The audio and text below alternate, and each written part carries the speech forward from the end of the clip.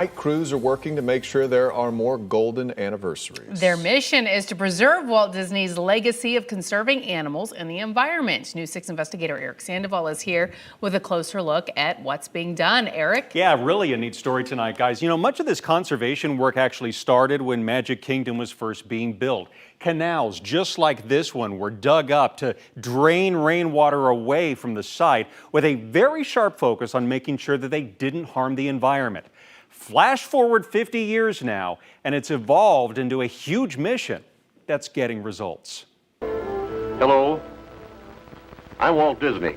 Years before Walt Disney World opened to the public, the man himself was already talking about conservation, like in this public service announcement from 1961. You've probably heard people talk about conservation. Well, conservation isn't just the business of a few people. It's a matter that concerns all of us.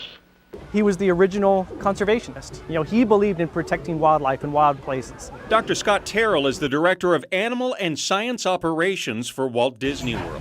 You don't even really think about it as a responsibility, you just think about it as what we do. We spoke with him in the middle of Disney's Animal Kingdom, where experts are working fast to preserve and repopulate threatened and endangered species, like black rhinos. There are fewer than 5,000 of them left on the planet right now. Every one of those babies makes a difference for the world. It really and truly does. And I get to see the joy in the guests on safari as they see those babies. I get to see the joy in my team who takes care of those babies and those moms.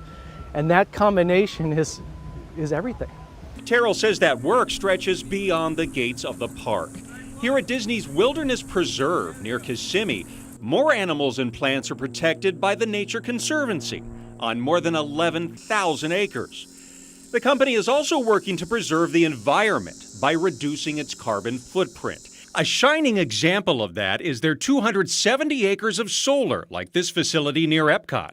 Right now, it generates enough electricity to power 2 of the theme parks. And more of these solar farms are being developed. He would ask questions. He was incredibly curious about how to have native plants that represented, the best of California, the best of Florida.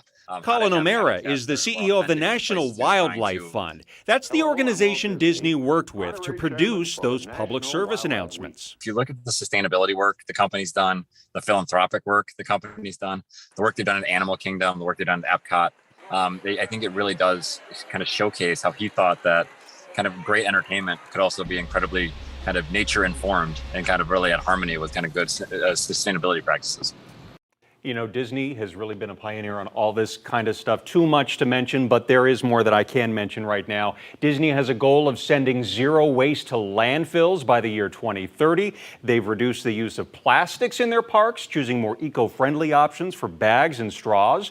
They've also reduced their water usage. Get this, they've saved 300 million gallons of water over the last 8 years alone. Wow. Fascinating story. I had no idea he was a conservationist back before it was cool. Mm-hmm. You're right, it was before it was cool. But we put a whole list of everything that Disney has done behind the scenes and underground, literally in this case, on our website at clickorlando.com. Very cool stuff, Eric. Thank you.